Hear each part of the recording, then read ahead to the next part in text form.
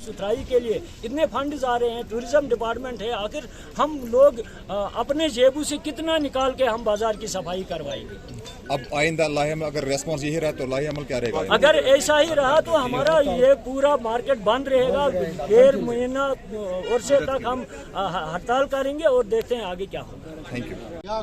हर hotel के वाले के पास कम से कम 5, 6, 7 डस्टबिन, वो जाता कहाँ है? मैं साफ बोलूँगा, वो दरिया में जाता है। जब आप डैम्पिंग साइड में हमें नहीं दे दोगे ये डैम करा, ट्रैक्टर खरीदा गया इसी पर्पस के लिए 5 साल 7 साल पहले कि ये जो है ये आपको जो बाजार की गंद, अब मैं बात क्लियर करूँगा सर। डिपार्टमेंट में आर्मी के अंडर है ट्रैक्टर, ड्राइवर दे रहे हो आप पीएचई से, वो शाम को बोलता है हाँ सवेरे जब ये लेके जाना होता है उस वक्त बोलते हैं इलाका साफ रखेंगे। नहीं, तो मुझे पता है मुझे कितने फोन आते हैं रात को 1 बजे। क्यों हम नहीं बोल सकते? अगर आप वो उधर लेके जाते हैं पुलिस आके पीछे से पाइपुर